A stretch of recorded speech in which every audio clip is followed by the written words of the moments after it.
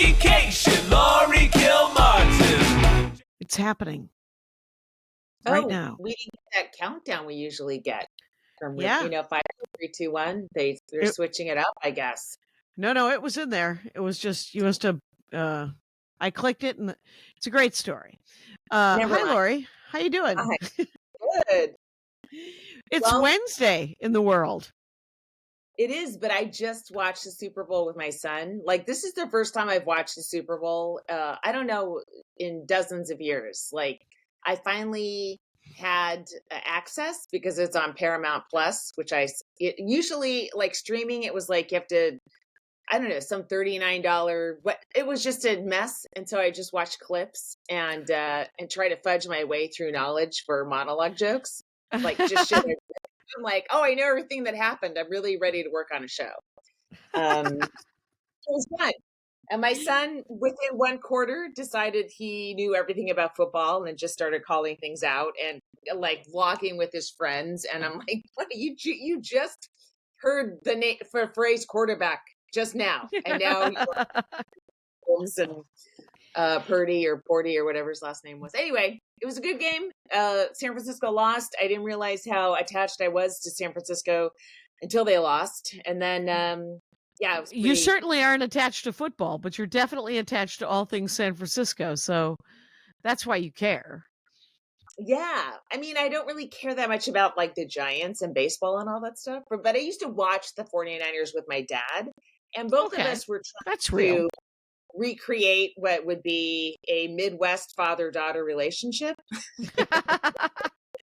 Because I know my grandpa, who played football, who played for DePaul, and he played for like a pre-NFL team, loved football. And one thing my mom loved about him is that my dad didn't play football or didn't care about it. Like, that was his number one selling point. And so I think he later were like, oh, let's give it a shot, So we would watch the Niners a lot, and then that was it. So I guess it reminds me of my dad, but whatever. We watch the football game. It's in the background on Rabbit Ears, HD Rabbit Ears, and because it's just on regular television. And then the only thing I like about football is the sound of it in the background, sort of the roar of the crowd and the sort of the whistles and stuff. And then it just makes me want to roast a chicken and sit around, because I know that my dad watched it he bet on all the games. So it was. God. All the commercials are gambling apps, Jackie. Your dad must be in heaven right now. Did you see the creepy AI ad? Did you see that? That was awful. The Jesus ad? Yeah. That was no. I didn't see the Jesus one. Was that an AI ad too?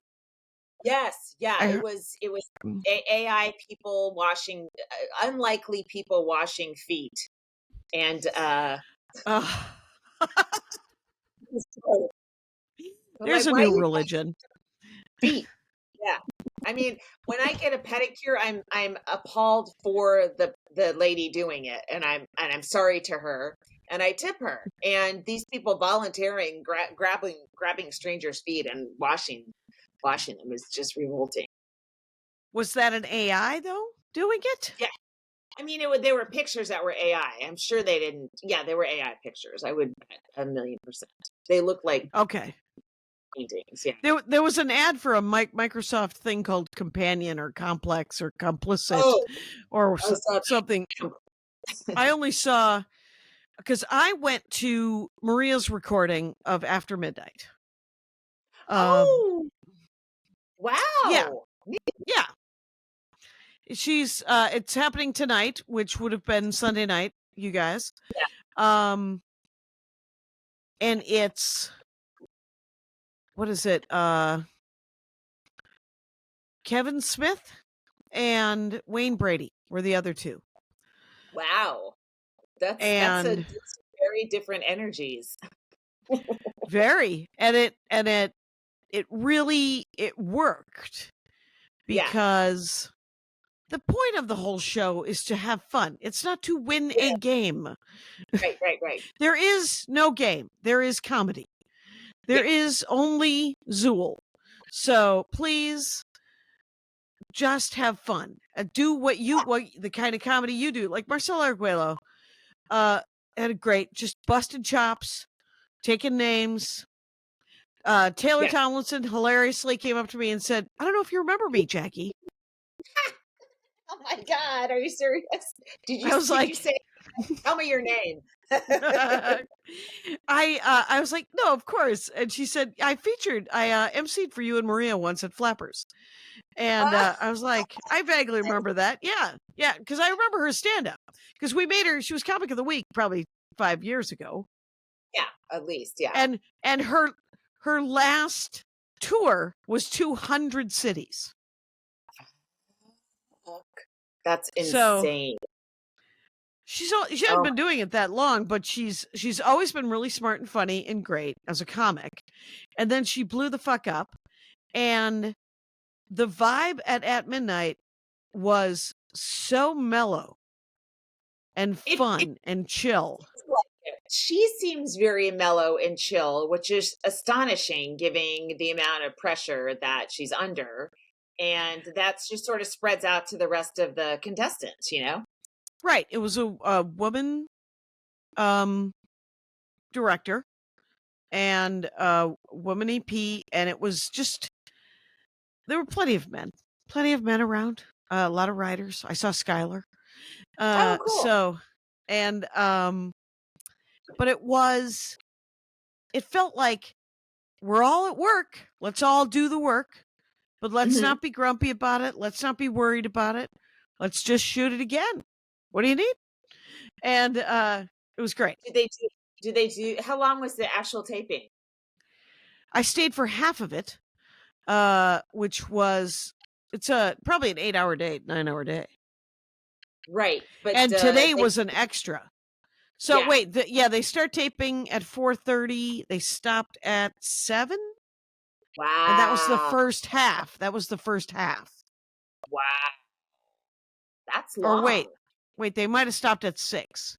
That's right. Then they break for dinner, and then they go back at 7. That's it. Oh my gosh. Okay. Wow. So it's a long day. Do they normally finish that late? Because they have to get the show on the air on the East Coast by midnight, right? Yeah. Well, 12:30. But I mean, it's oh tight. my God, if they're getting like an hour and a half of footage to editors and they have to cut it down to like 45 minutes and then deliver it by, I don't know. They were on the fly. As I walked out of the first half, all the edit bays were full. Wow. Yeah. That's it. So intense. Yeah, because I took a picture of one of the edit bays and the director came up and said, "You didn't film that, did you?" And I said, No, I'm awkward. I'm not crazy, which might be my new slogan. That's funny. I like it. Well, that's cool. That's exciting. Yeah, it was great. And it was entirely football related. And I was in Maria's green room. There was like a talent green room up high upstairs in the on the floor with the dressing rooms. And then there was a green room downstairs where sort of agents and managers and friends.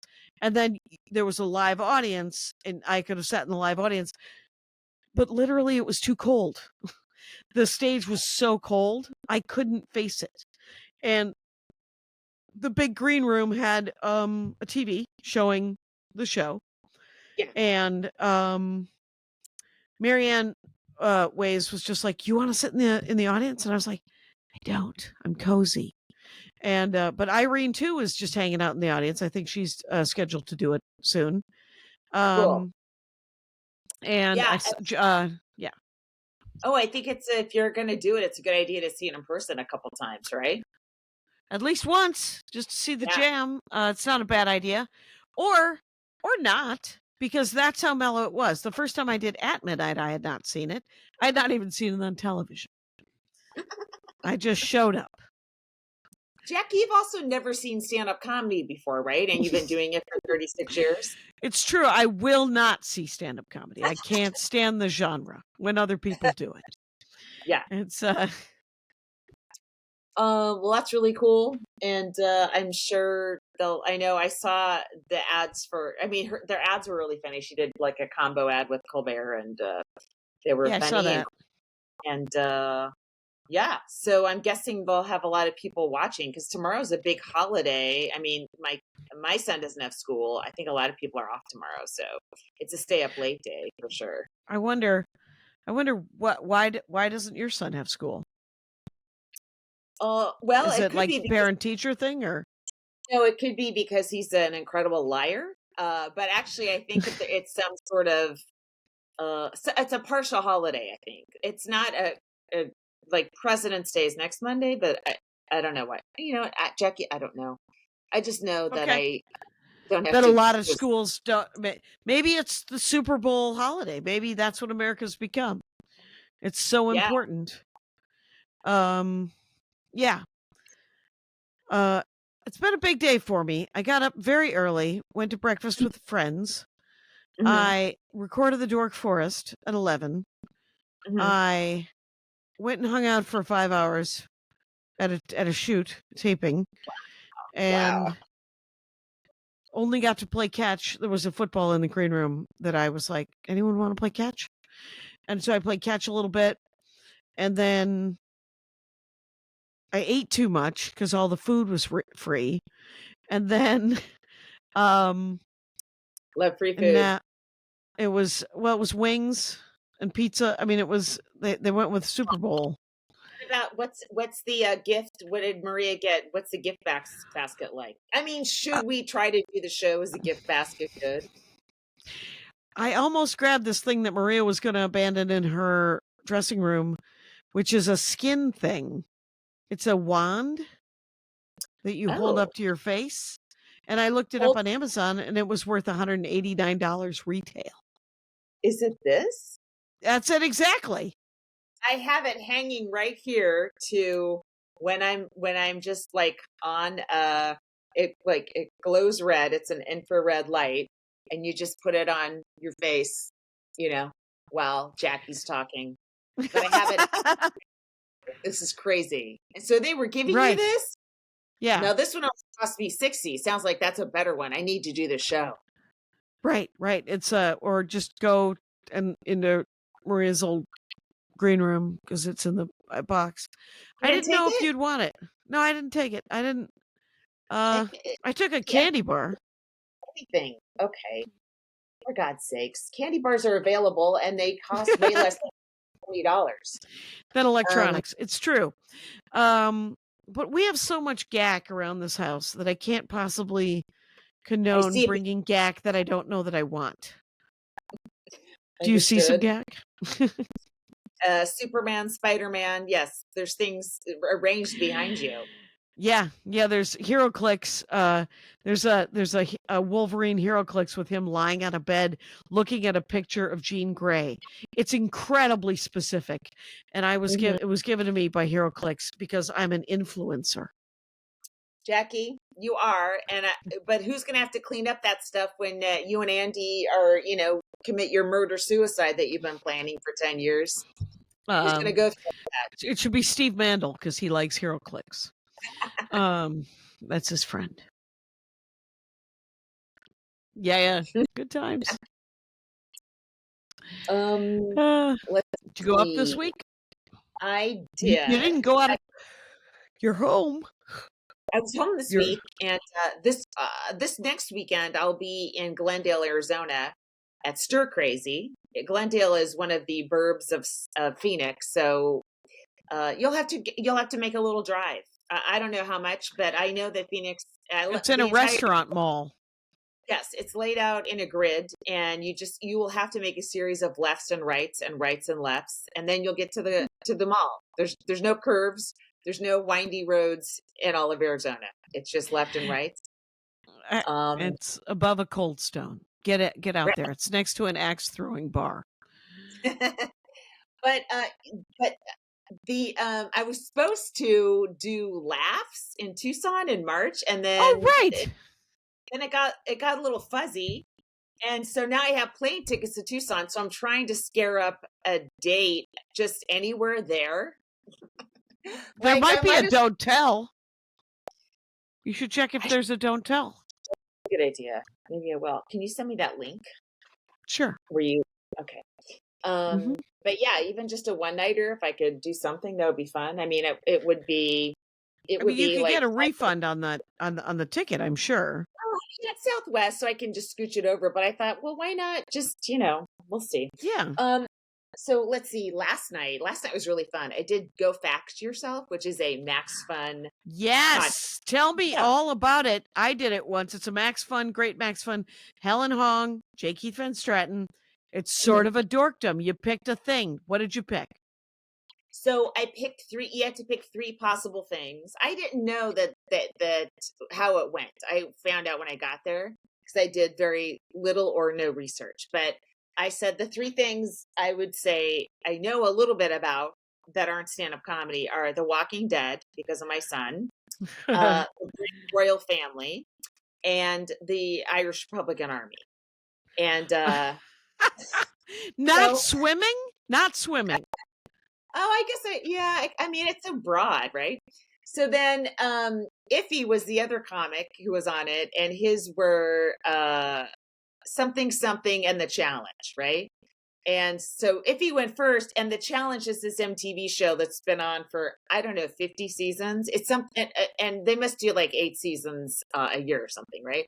So it's a guy. So Iffy start, and then they go, well, we picked the challenge of your three topics, and then the guy who came out was the guy that Iffy had been talking about, Jordan from the challenge. He's a big hero. Yeah. This Go series. Fact Yourself is amazing. The guests that they get are amazing. Okay. Right. So I'm like, oh, this is wild. And then I'm like, well, I have of my three, either Prince Harry's going to come out, or a terrorist. I was I was just saying maybe it's Meghan Markle's hairdresser. Or The Walking Dead. So they picked The Walking Dead, right? And the thing is my son, like, he comes with me to shows sometimes, and I'm like, but he's getting a little tired of stand-up. But I go, this is not stand-up. It's just something different. Why don't you come with me? So he's in the audience, and at first I had to answer Walking Dead questions, and I started failing, and I had like a mother-son kinetic where I could feel him being enraged by my answers because I knew they were wrong, but I've watched too many sequels. You gave it a shot. Right? So then they start asking about this one character, Eugene. Kyle, you know who Eugene is, right? Eugene Porter. Yeah. So, and then this is a character I did not like this character because he got a lot of people killed and he was a coward and a liar. But my son is always defending the cowards and the liars. He's always like, they're having an arc. He loves Eugene. He loves Gabriel. He loves these not vile, but just like cowardly people. Right. And so, but he's a huge Eugene defender. And the actor who played Eugene was also a stand-up, and he did Last Comic Standing with you. Do you know that? With Do you? you know that? Me? With you, Josh McDermott. Do you know? Oh, I met Josh McDermott. He's on The Walking Dead, and he plays Eugene. Yes, and first of all, nothing like his character. He has blonde hair and a beard. He looks nothing like Eugene. And he walked out, and I was staring. I'm like, oh, I see it. Finally, I was like, but so he talked for a long time, and then he said, I want to meet your son. And my son was like, my son is very chill. His eyes are very, barely open, long. You would think that he was stoned, but he isn't, to my knowledge, because he's super, super chill. So close to laid back. And I could see it's like his skin was glowing and it was almost coming off of his bones. He was like, so he couldn't believe it. He does get red faced. His face gets sort of like a slightly sweaty.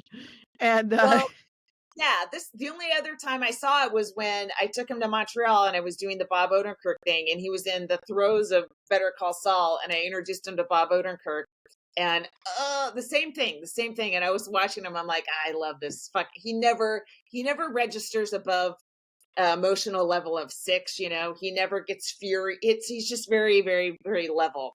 And to see him be flustered and excited and thrilled was like really cool.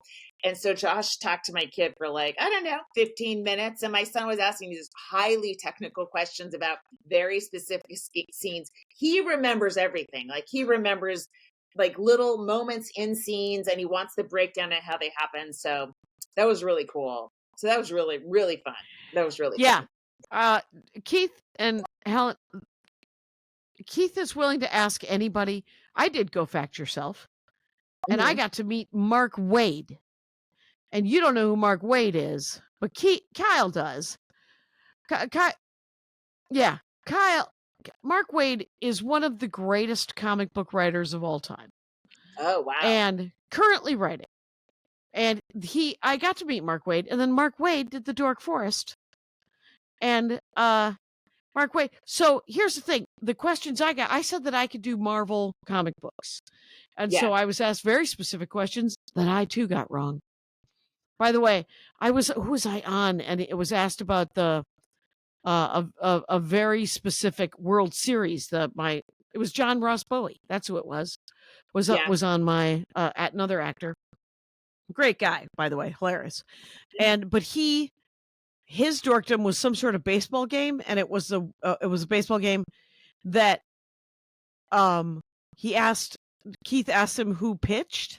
He couldn't remember, and then the pitcher walked out. Oh my God. So he didn't walk out because he couldn't get it. Was a remote, but it was over like Skype or something. And so he asks me all these questions, and I keep guessing, and I guess incorrectly, but then I guess some right. And then the big question where Mark Wade's going to walk out, and I say Dan Slott. And Dan Slott is another really great comic book writer, but it wasn't Dan Slott, it was Mark Wade. And it was so great to meet Mark. And I was like, and I'm sure I almost lost. I was red in the face and just going, you're Mark. Like, I didn't mean to be that big of a nerd right in the moment, but there it was. And so was John Ross Bowie about the pitcher guy. So it's a really great premise as far as Max Fun, as I would say, as a premise for a game show. And the work that Keith puts into it, he nails it. He gets them. He asked for my topics like 2 weeks ago, and I'm like, easy, dude. I didn't realize. I thought he was just going to ask questions, and so I was like, oh, for comics, it's like, can I tell you 6:00 at night on Saturday? Do I have to come up with this shit 2 weeks in advance? I had no idea he did all this extra stuff, so that was really cool. Yeah, that's amazing. That's so cool. I wondered who you picked. Talk about something while I cough briefly. Let's see. I did a lot of podcasts last week. I did Pardo's. I did Nicole Byers had podcasts coming out. I did John Marco's, and so I'm all in being very irritating and up in everyone's faces, and sad about that. I'm embarrassed. Let's just say it's like a lot of me. You felt right when you're promoting something and you do so many podcasts and every podcast is an hour. You're like, crying out loud. Yeah. And then everyone, like, it seemed like 4 of them all dropped on the same day, and I'm like, let me stagger how I promote these, or no one will listen to anything, Right. But you should have had me come with you to Pardo's and sit in the extra chair. Did he talk about me? Did he talk at all about me? He didn't, Jimmy? This time. He did mention you last time when you did that. Yes. Right, because Maria did it when her special and book and album all came out, or some damn thing. And Maria was like, will you just come and hang out at the podcast? And I was like, yeah, I don't know that Jimmy's going to be psyched about that, but sure. And then the next day she was doing WTF, and she was like, do you think I could get away with you coming to hang out with Marin? And I said, no, I don't. As today I came and hung out with her after midnight. And I will say, So mentioning Jimmy Pardo makes me mention Mike Schmidt, who used to do Never Not Funny with Right. Jimmy Pardo. And they're both Chicago comics. What? Was he like where in Matt's position now, Matt Belknap? I think before, and then the three of them did it for a while. Okay. And then Mike started the 40-Year-Old Boy. Mm-hmm. And Mike's brother, who is beloved, by the way. I have talked to so many perfectly nice dude comics who are like, Lenny's great. And I got booked to do that Friday night gig, and it was a constant cacophony, and Lenny himself made fun of it. He was like, there's no money. It's 10 minutes. It's at a golf course. There's 8 comics. And I was like, oh, that's a lot of comics. Everybody's doing 10 minutes? What the hell's happening? 12 minutes, 15s?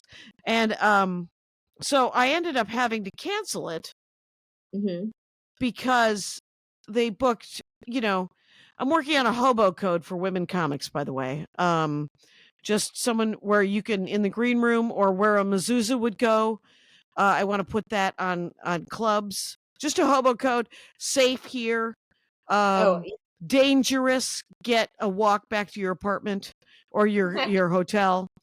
I have different symbols. There's a symbol for, there's an actual hobo symbol, by the way, which is a triangle with stick fingers sticking out of it that are, and it means person with a gun lives here.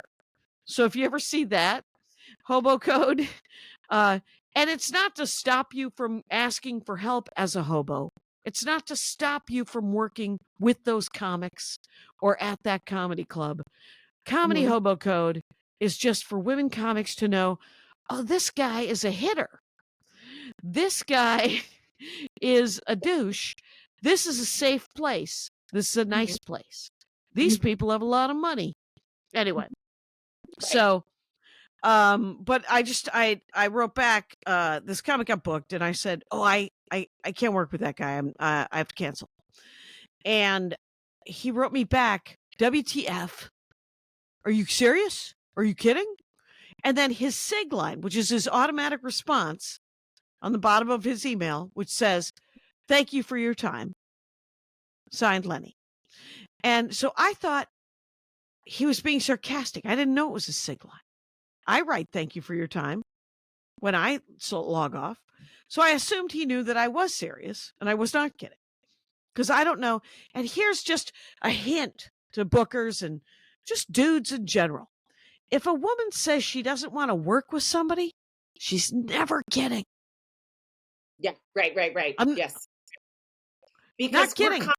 We love to work and we love to take spots, and we'll do a free, non-paying shit show at a golf course. Yes. So for us to say no, it's a problem. Right. Right. And so 2 days later, I get a text from Augie with, I'm on the flyer. Moments later, I get an email. I'm on the lineup. And so I write back and I'm like, you got to take me off the flyer or I'll do it publicly. And I get an email back from Lenny going, what the fuck? I wish you would have told me this 2 days ago. And and I wrote back to him and I was like, I did tell you this 2 days ago. And he was like, that's just my SIG line. People tell me all the time that they hate the people that I've booked and that they won't work with them. I didn't know you were serious. And I thought about responding, okay, that's a huge red flag. If several people are consistently telling you that you book genuine shitbags. So whatever. I didn't do the gig. And then the next night, weirdly enough, West Side, I had to cancel West Side because I had forgot that I said I would do Comedy and Magic. And so I was still on the West Side flyer too, but for a entirely different reason. And then I went to Comedy and Magic, and I've never worked Comedy and Magic on a weekend, except for one time I featured for Kathleen Madigan 15, 16 years ago when she was doing a headline set. And I did, and they used to run just regular shows. Now every show is a tag team. Yeah. And people do 9 minutes. Yeah. So I did the 6 o'clock on the porch, and then I did the 8 o'clock in the main room, and yeah, it was Kira Sultanovich and Jake Johansson were there, so it was super fun. Oh, that's cool. No, it's great to tighten up a set you want to do for late night, you know, and to go, would this work in late? I feel like it's a perfect late night show practice room or a tightening room. You know what I mean? Because you're gonna follow. That makes sense. You're gonna follow a lot of people doing their best minutes, right? And it's not long enough. It's like if you had a 15, you could schedule 2 minutes of new shit and then get them back if you had to. But it's not long enough to schedule Dustin Ibarra got to follow me doing a bunch of new stuff, so good for him. I never do new stuff at Comedy and Magic because that crowd, I don't know what it is, but they can sniff it out. They sniff it out. They're like little detectives, and they're like, I don't think you've practiced that one yet. It's a real. I don't do new stuff. Yeah, I don't. I try not to do super old stuff, but if I have to, I will. But yeah, it's a really good room for that, especially. And then hanging out in the green room's fun, and then the food's fun. So yeah. Yeah, I think you're right to do it like that. I did not do it like that because I did not know what it was. Every other show I've done is the July 5-minute sets with the bell, and the bell. What do you mean? Oh, yeah. Okay. The bell. Okay, yeah. Yeah, right. They ring a bell at the end of your set in July when they have something like 40 comics doing fives at the Comedy and Magic Club for their anniversary. 20, yeah, but still.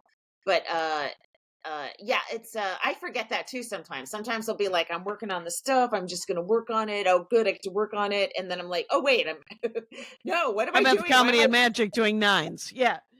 Stop it. But yeah. So it's always like when I work at other places, I'm a little looser, and then there I feel like I have to have a goal, like a set goal, you know, for this, you know, what the set, what am I, can this joke follow this joke, or et cetera, I don't know, stuff like that. Yeah, the porch, I had never done the porch before, so it was packed full of folk. I followed this guy Lowell, and yeah, probably. And he was very funny, but his stuff was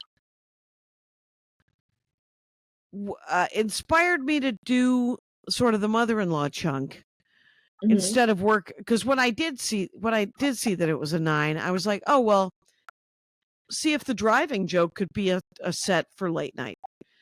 And so in the main room, I did the driving chunk. Wasn't that long, or I forgot middle bits out of it. And but out on the lounge I did the mother-in-law stuff just because I wanted it to be stronger, and that's a lot stronger than the driving chunk. So I don't know. I booked 10 sets in New York. Yay. When do you go? I have to at the Stand. Oh, and I go the 24th to March 3rd. Okay. So so this Thursday, tomorrow, after this drops, I fly to Fargo. Maria and I do Fargo on Friday night. We drive to Duluth. We do 2 shows in Duluth Saturday night. And then Sunday. Yeah. This schedule. And then I fly to Milwaukee, where I've picked up a couple of sets around. And in Chicago and Madison. And then I fly to New York for a week. And then I'm home for 1 day. And then I go to Vegas for a week. You're out for a while. Yeah, but I hear Oh, go ahead. Oh, go ahead. No, Lowell Sanders, if it's Lowell Sanders, I worked with him. It's in Spellbinders in Texas. Like back when Spellbinders was in Houston. That also sounds probable. Yeah. So he's a funny guy. He's been doing it a while. It's weird how you can know people for so long in this business, still bump Yeah. into them. I got offered a gig, and I couldn't do it. So I offered it to Kira because she has kids. And I knew she'd be willing to drive.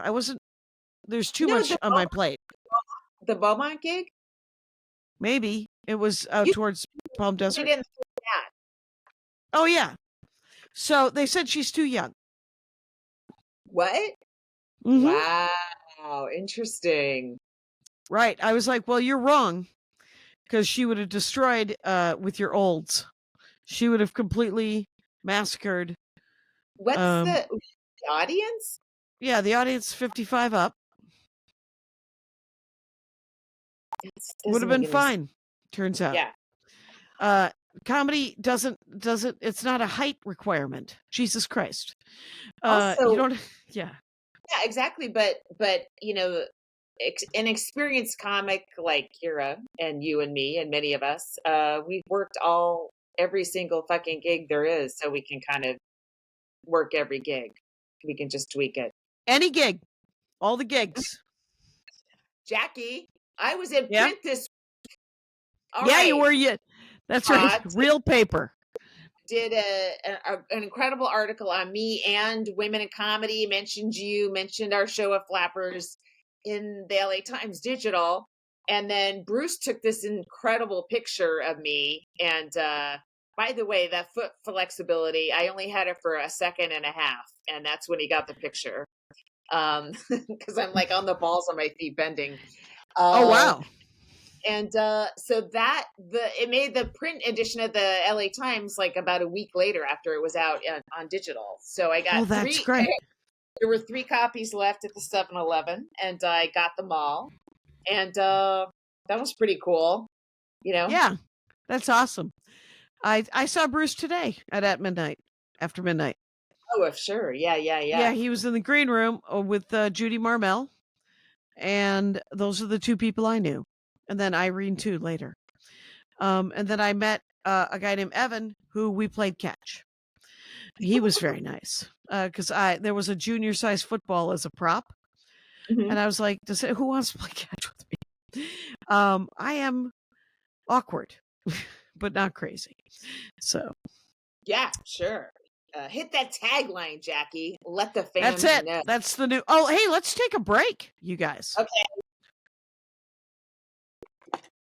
And then let's have a comic of the week. Yes. Oh, so our comic of the week, okay, whatever. I was just checking my settings. So I didn't know we hadn't done her. I did a classic. Kim McVicar, right? Kim McVicar. Yes. So she also has a special on Comedy Dynamics. Hers came out a week after mine. And so she had a watch party at the Improv Lab and had me and another comic, Leah, do a set. And then she played it, and it was really funny, and it looked great too. And she uses the stage. I was like, well, I stand just completely still except for a few movements, and she was walking across the stage. But of course, she's Canadian. Because I hadn't heard of her until very recently, and then I'm 2 jokes in, I'm like, oh, again, this country, they develop these incredible female headliners, and then they come down and right. The only creeps are the dudes. What? Kim McVicar. Yeah, McVicar, vicar, like the Protestant, Pope priesty or whatever. Dudes. Yeah. And her Instagram is Kim McVicar, and it's MC, not MAC, MC Vicar. Yeah, she's really funny. So check her awesome. out. Mm-hmm. Get in on it. I will say that I learned today, because this week's episode would have come out yesterday now, because of the new day. Dua Lipa, Lipa? Oh, the Is that singer so? Dua Lipa. Mhm. That's it. She couldn't dance. Had a hit, no dancing. Mocked openly by fans, family, friends, the internet. Oh, Then learned to dance. Like got some got better choreographers and now can bring the dancing. okay. Well, That's what good I to- learned today. Yes. A Oh, music that's episode of the Dork Forest is always a chance to play your own drinking game because I've never heard of any of these people. And this guy, he was a comic out of a New York comic who his dorkdom was modern pop icons. And he didn't talk about Taylor Swift at all. He wanted to a little bit, but he said it would take over and he didn't want it just to be about Taylor Swift. You So know it was what? about Dua Lipa. Yeah. Did I tell you this? Like at the West Side, a comic went up and did some Taylor Swift jokes that were sort of anti-Swift. And then the next comic, that was a guy comic. And the next comic is a woman comic, huge Swifty. And she was furious. And so she went up and just ragged on his set. And then they kind of like had a very passionate discussion backstage. Right. And at the time I was like, Taylor Swift wasn't really like, I know a few of her songs, but that's the level I am with most people, most singers as I right. You only know a few of my jokes. Yeah. I only know 4 of mine. And yeah, just and then of course recently, the discourse about her and her fans and her power have been kind of well, as I said to this guy in Lockwood, I said, I know these are the things I know about Taylor Swift is that she's only been doing it about a dozen years. And he goes, 15 years.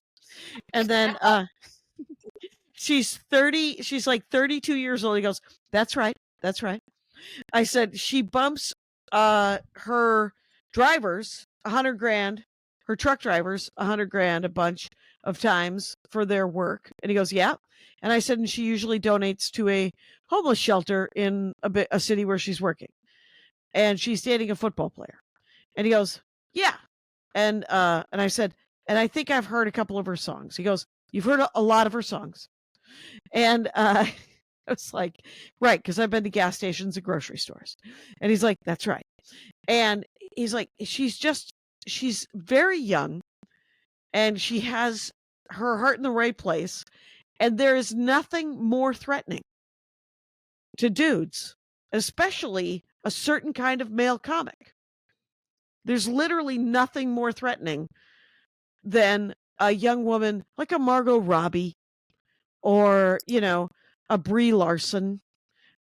These are people that you're like, oh, she's hot and she's talented and she's a good business person and she seems nice, but she's a bitch. And overrated. And you're like, yeah. So I'm not, by any stretch of the imagination, could I be called a Swifty? I would have to know more than 2 of her songs. And right now, bam, ladies and gentlemen, literary reference by Laurie Kilmartin. So Jonathan Livingston Seagull is what I thought of, but you said Jonathan Swift. Hilarious. So yeah, the other ones that this guy mentioned were Renee Rapp and Olivia Rod something. Right. There you go. And Charlie XCX. So good work. He wants there to be a fantasy football for young women singers. He is a young gay man comic from Brooklyn. Mm-hmm. And he's like, it would be just gay men with our fantasy pop singers. And just sort of, what's the greatest lineup? And I'm like, yeah, it's a fun game. You should totally do that. And where are our gay fans? Where are our gay male fans that over every joke, that go to multiple shows, that go, you said this joke differently this show? Where are they? They don't even need to be gay. Laurie would like you just to be that person. No, I would prefer them to be gay. I don't want straight men doing that. Okay. All right. All right. Too scary. Yeah. And well, all I know is I don't have any sets until Friday. Oh wait, that's not true. Monday, which this is not going up on. I'm at the Blind Barber, doing the Blind Barber. Good. Jackie, are we going to do a Zoom show on Tuesday? Do you want to? I don't know. I don't. Okay. My plate is relatively full because of travel and a lot of things. Let's find out tomorrow. It may come in hot, but again, if we do a Zoom show on Tuesday, this goes up on Wednesday. They don't need to know it. No, it's for our Patreons and Max Funders anyway, so they'll find out. Right. It's weird because we are recording this on Sunday, but it will be very helpful in future days to not have to do this on Sunday night. That's kind of why so much help. So much help. We also did our guest interview for our Patreon, Ashley Ray, who a former comic of the week, and that we're gonna post that on Monday tomorrow, so people have something to listen to on Monday if they're a Patreon. And Ashley has an album coming out called Ice Cream Money on March 1st. So you know the drill, guys. Buy, don't stream if you can. Although I do know it's harder on albums to find a way to buy it. Yeah. Jackie just, I don't know what she's doing. And I'll just talk to the listener. Talk to the listener. So do that. And my special's still out, guys. So for a while, it was the buy now or watch now button on Comedy Dynamics homepage was going to Jeff Dunham's, and a listener alluded me to that. So, oh my gosh! On my homepage now, it has individual buttons that go to Amazon, Apple, or YouTube. I mean, you do have to pay to watch or pay to rent. But they go to the right places, and you won't you won't see a puppet. Just heads up. You won't have to watch Jeff Dunham. I would never charge you. I just want cash. Although I don't know if I'll ever see it, but whatever. So I hope people are watching and enjoying, etc. I've been getting good feedback from the people that have, and so thank you for doing that. That's awesome. Congrats on your cis woke grief slut business. Oh, did I get that in the right order? You did. And it was weird to see in the LA Times it shortened to CWGS. I'm like, what's that? I'm like, oh wait, that's the acronym. Oh, okay. That's it. It's I got a good review of the Minneapolis Star Tribune, and excellent. We'll see if any other. Paste gave me a good review, and then they devoted a paragraph to a chunk they thought sucked or was stale or whatever. Oh shit, that's well, it's nice to be mentioned, but that's insane. Yeah, because you're like, wait, what? Are you breaking it down into okay? All right. Yeah. I'm thinking about just doing an EP. I'm thinking about just putting out singles. Just putting out singles and then putting out singles and then putting out singles, because I'm tired, and who knows how long we have to live, right? I could die tomorrow and this wouldn't be recorded. We got to get these jokes on vinyl. What? Yeah. I don't want vinyl. No, but I do. You know what? You're spazzing, and I'll take it from here while you rest. But no, it having it all collected into a special is nice. Like people seem to like you and I. We think it doesn't. Nothing matters. We just throw it out on clips and try to get followers, and that's what our business model is to try to get followers to come to our show. So it doesn't matter how it's clipped out. And that's how we think of it. But people seem to enjoy sitting down and devoting the hour to watching the special that they rented. Like they like to see the whole thing and not just stumble on a 90-second version of a 3-minute bit. You know what I mean? So right. I think it's to do that, uh, along the way. It's also good to have it all collected in one place that that people can. That's what I like. I like that it's all collected in one place. I don't necessarily think that people are watching the whole thing. I think some people are, but I think that for the, like, I clipped out this thing about the you know, that old joke. It's on Staycation. It's an old joke now, and took so much energy for me to do. I haven't done it since I recorded, and it's about my dad helping the old guy with his insurance, right? Of his hospital bills.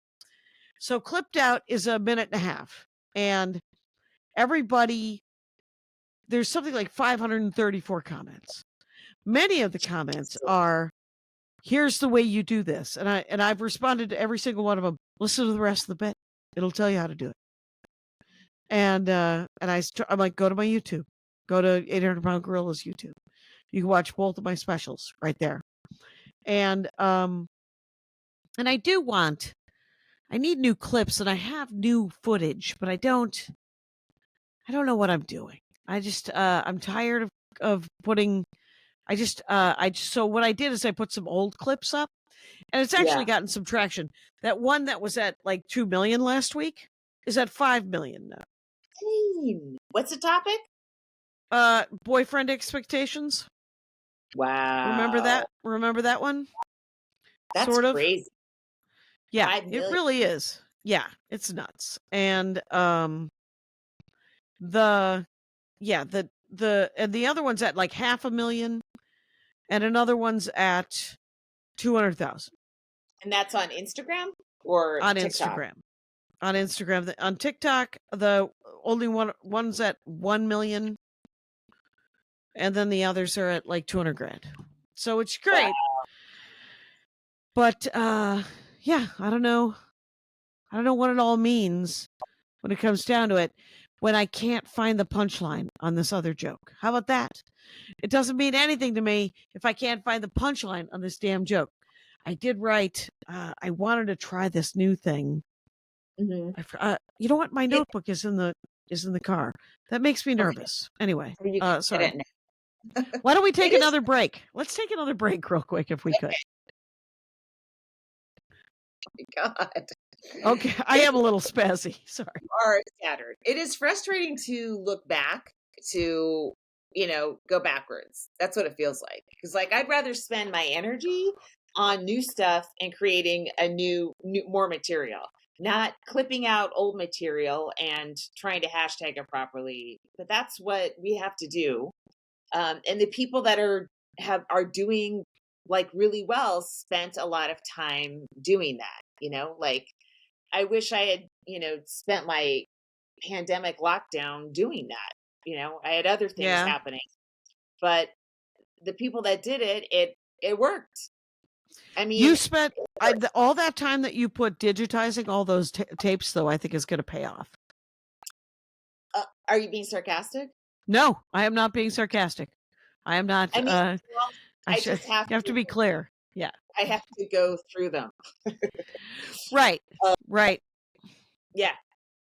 Yeah. So, it does feel like it's, I don't know what the business is either, and, it's really, I don't know.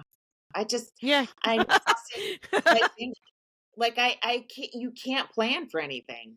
I just go, I'm going to spend this year, this 2024, putting out a lot of clips and not just doing it haphazardly, trying to do it, methodically, and treat myself like I am a social manager for one comic named Laurie Kilmartin, and get that stuff done and do that for a year. It's a lot of my job during the day. That's less time working on writing stuff. But what I spent a year doing packets for nothing. To no avail at this point. Yeah. And I spent time, I worked on someone else's fucking pilot for a year, and then nothing.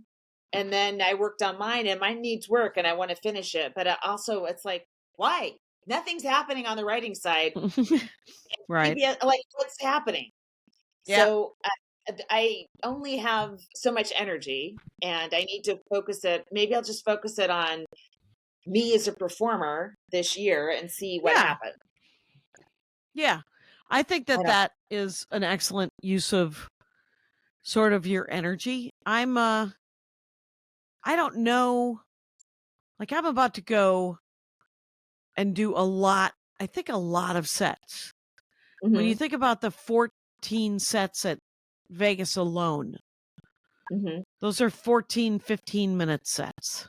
mhm. And there's a lot of work can get done in that week, I think, on different chunks. I think that driving chunk, by the end of this month, that driving chunk better be so tight that you could bounce a quarter off of it right into Jimmy Fallon's mouth. And he might enjoy that. You don't know. He wouldn't That's enjoy that. a game you could pitch and have a guild writing job. There you go. And yeah, so I'm looking forward to that. I'm premise rich, and all of my sets coming up. Let's see, the Fargo Duluth stuff are all 25s, and then the other two are either like 10 to 25s, and then I go to New York and I have a boat ton of 15s, 10 to 15s, and that another boat ton of 15s. So no full sets, no 45 to an hour until I go out again.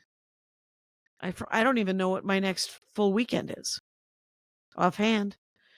Go to JackieCation.com, you guys, and find out what it is. She spent a lot Yeah. of money on that website. Please go to it. So did I. I spent a lot of money on mine. Please go to our websites.